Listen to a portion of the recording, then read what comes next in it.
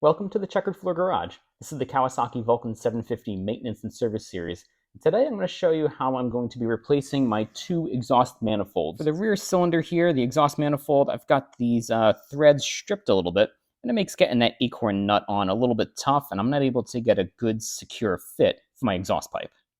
The front cylinder is even worse. I got some stripping here, and then I just noticed it while filming this video. This stud is bent a little bit, and the tip sheared off. Notice how this one is shorter than this one. I've even tried applying some of this ultra copper gasket maker specifically for exhaust to try to quiet up the puffs, like the leaking exhaust that I'm getting out of both of these damaged exhaust manifolds.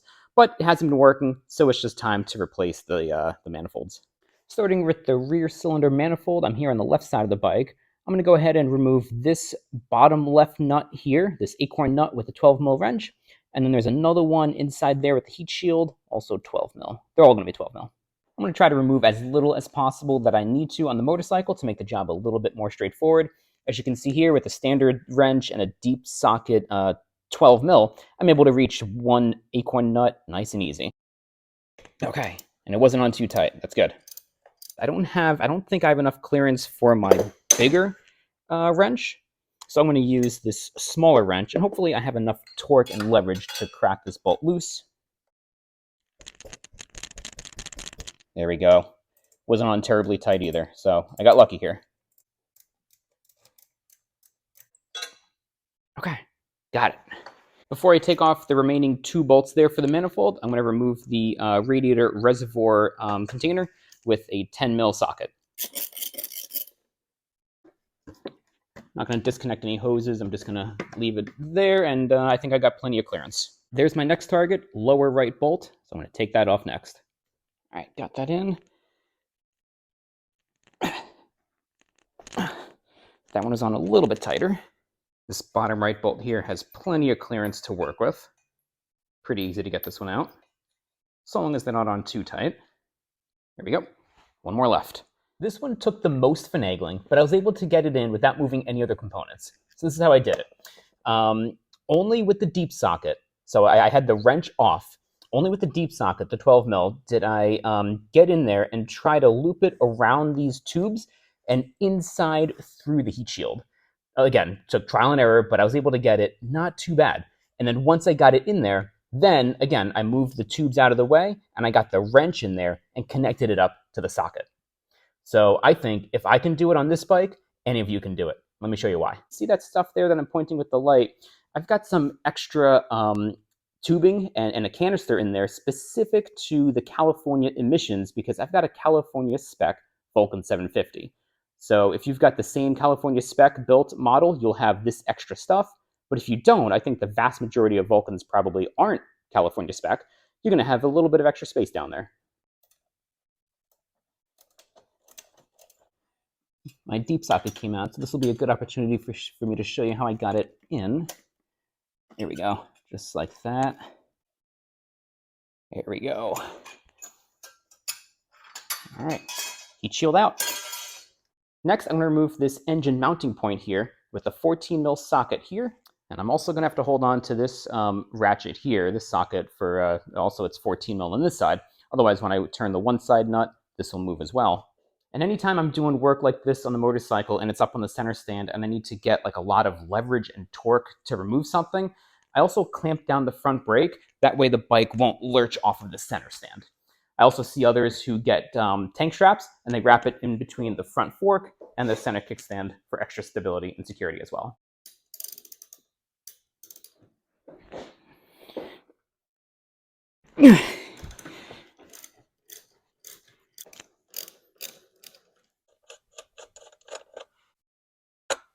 All right, should be able to just, pull that straight on out. I'm going to take off these two bolts here, 10mm.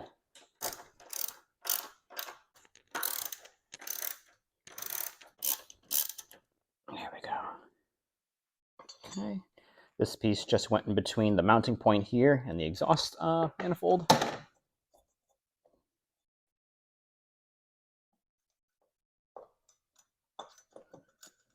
Okay, good. Gasket. And manifold. Look at that. And here's all the parts laid out, the old one and the new manifold. Let's take a look inside of the exhaust manifold here with this Insta360. Show you what it looks like. Make sure you grab that exhaust gasket too. And when you replace your new manifold, put that gasket back on. I put the acorn nuts in a little bath of white vinegar to dissolve the rust. Before I put the new manifold on, I'm going to get some WD-40 and a wire brush, clean up these studs. I'm also going to apply a very light layer of aluminum anti-seize just to protect these from any future rust and any future, seizing of the nut onto the stud.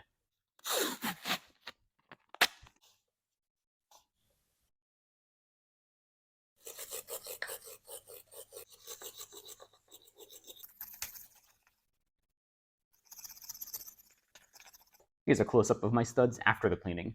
You can also use a Dremel tool with a wire brush. Just going to do a very, very light coat of anti-seize here. I don't want there to be too much. And here's another close-up look of that stud, just showing how little anti-seize I used. All right, I also am done soaking the acorn nuts overnight. They're looking much better. I don't know if this is overkill or not, but I also packed just a tiny tad amount of anti-seize inside of the acorn nuts. That way, whether it's me who does this next or another owner in the future, it just makes the job hopefully a little bit easier. Let me get this manifold on here. Okay, I'm going to get the manifold on first, and then, again, don't forget about this gasket. I'm going to slide this in right in there. Make sure it sits right in the recess there. Don't forget about the heat shield too.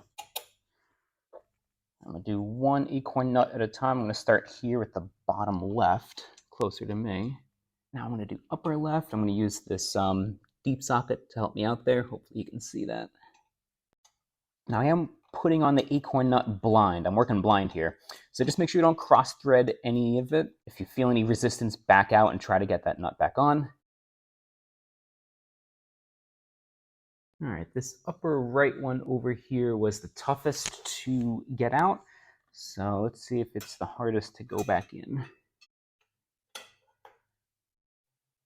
Honestly, this is also where the anti-seize could help you out a lot because it'll be easier to start getting the nut on the threads with everything nice and smooth and clean.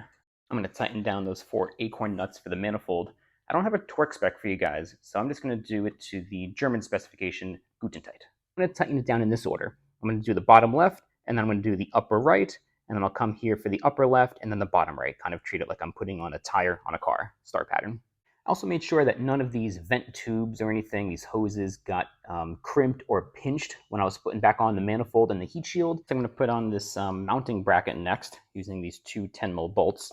Keep in mind, you also got this spacer that goes in the back of here, and then it rests right up here on the manifold. I'm not going to put this in yet because it's just going to fall out of place. I'm going to wait until I'm ready to slide this rod through. This rubber mounting piece faces this way, sits right in the bracket like that. And then I'm going to put this spacer in the back side of the bracket in between it and the manifold, and all the while at the same time trying to slide in this rod. Threads go through the bike facing the left side.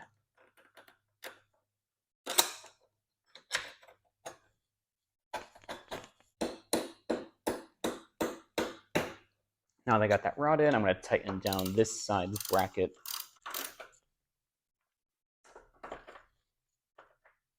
I'm going to have to tap the rod back out to the left side. I forgot this spacer here, which goes in between this part of the frame and the manifold right in there. This rubber mount goes on the same way. You want to face it in towards the bike. And then we're going to put on this 14 mil nut and tighten it down on both sides.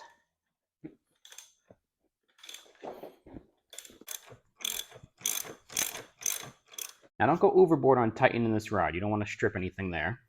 Go ahead and put the radiator reservoir container back on, 10 mil bolt right in there. And also, as you're doing so, regardless if you have the manual or automatic cam chain tensioners, make sure that this bracket here for your rear cable is at an appropriate angle. My bracket here was too far up, and it was holding the rear brake cable too far up, and the cable was rubbing against the corner of this black cover for the reservoir container right there. I just got a tiny bit of scoring. Not anything that warrants a fix at all. I caught it beforehand, but just make sure that this bracket is either high enough or low enough such that your rear cable goes right through that loop there, right through that opening in the reservoir container. I put back on the exhaust pipe and it looks really nice. It's nice and secure without being over tight. Don't go too crazy tightening down these acorn nuts because I'm pretty sure that's how both myself and the previous owner stripped and just continued damaging those studs. So now onto the front exhaust manifold. I'm going to start by removing the air boxes. That way I can get some more visibility in there and kind of see what my strategy is going to be to get this front exhaust manifold off. There is one 8mm bolt up here at the top, and then there's another 8mm down here at the frame. From there, I think this can just, pop off right like that. Now I'm going to see what I can see. I'm going to see what I can get to. I'm going to use a 12mm socket, and if I can remove them and soak them in vinegar, great. If I can, I'll start taking off some more stuff. Just light hits, see if I can knock it loose that way. There we go. You want to be particularly careful with these bolts, these acorn nuts. If you're loosening it and then you start feeling some resistance buildup, that could be the rust getting in the threads and kind of blocking it up. So if you feel that, tighten up the acorn nut, allow that rust to kind of break off, and then keep loosening it. Also, if your rust is particularly bad, you may want to do some PB blaster, some kind of soaking with penetrating oil. I was pretty optimistic I'd be able to get to these without too much hassle based on how well the rear cylinder went. Next, I'm going to do this bottom left one here. This one doesn't look too bad at all either. Oh, okay. Okay, I'm going to hit it down. Now I'm going to get these last two off on the left side of the motorcycle.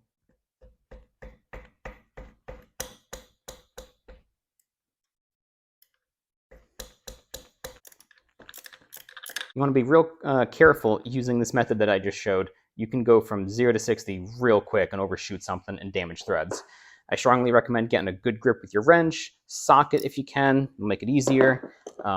This deep socket is worked out. And also, if your acorn nuts are particularly tight, get one of these box head wrenches because you can slide this in there and you can get like some really good angles to get you some leverage and torque that you need. I'm just going to try to get these acorn nuts a new lease on life. I'm going to do a little bit of brushing with a wire brush and let it sit overnight here in the vinegar. All right, as I suspected, there's not enough room to get the manifold off the studs before the radiator fan gets in the way. Next, I'm going to remove these 3 bolts here that hold on this radiator shroud. They are 10mm each. Each of those 3 10mm bolts had one of these little silver washers, so don't lose those.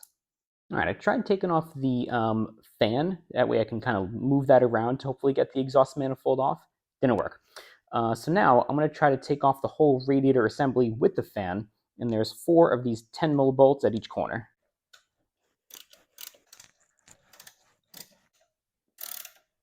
This bottom right bolt here has a grounding cable, so I need to remember to put that back on. Okay, I think I have my easy answer, my easy solution that I was looking for because I wasn't looking forward to having to drain the coolant.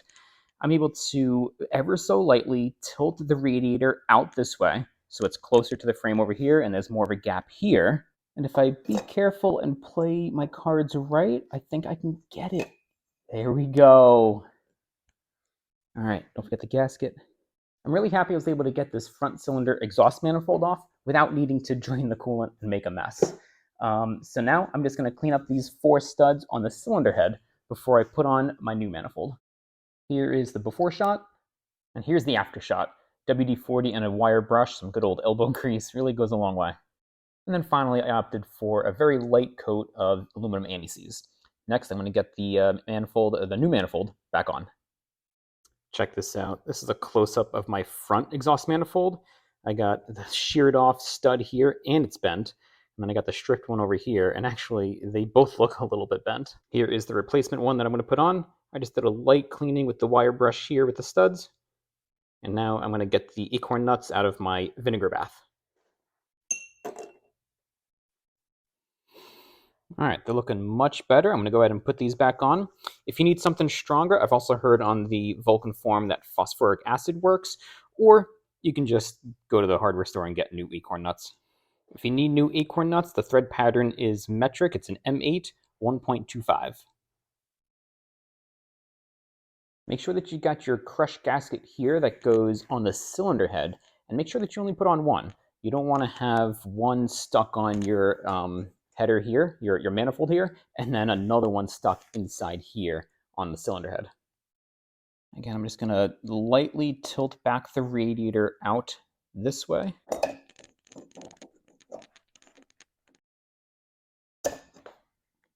There we go.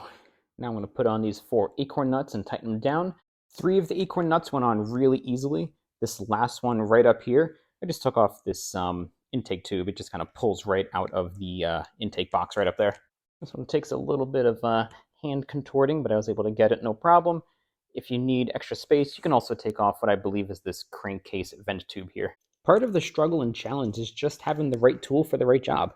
So this 12mm socket here, see how I can't get this in because it's hitting up on the radiator fan. So you can take off more stuff on the motorcycle or whatever job you're working on, or if you change up the tool and get this box end, I think it's called a box end wrench, and then see I'm able to get in here.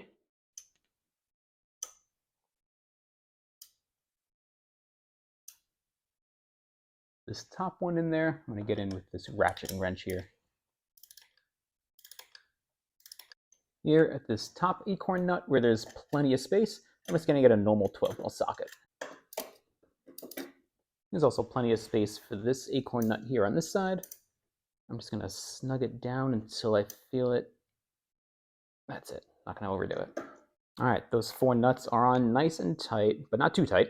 I want to put on this boot here next. I find that it helps with a little plastic pry bar piece, and I can help kind of finagle it in.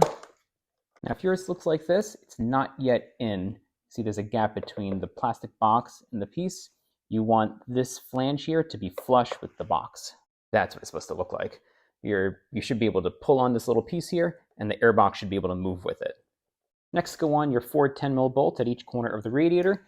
Make sure that you got this gold washer in place, and then for this one down here in this corner, make sure that your grounding cable goes right here like that.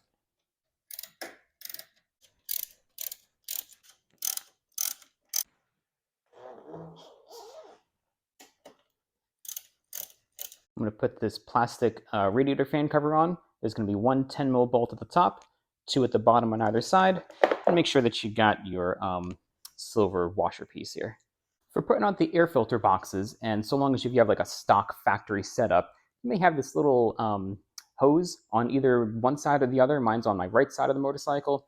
Just go ahead and put that in one of these retainer clip areas. Just slide the hose right in there. The side with the brass nut goes facing down, and then this hose here, I'm just going to slide right in there, and that's that. It's important to make sure that the airbox is connected nice and secure up to this tube here that leads to that intake box under the gas tank. See, I've got a little bit more work to do. I want this piece right here to be flush with the back side of the airbox here. For the life of me, I couldn't get this on any further.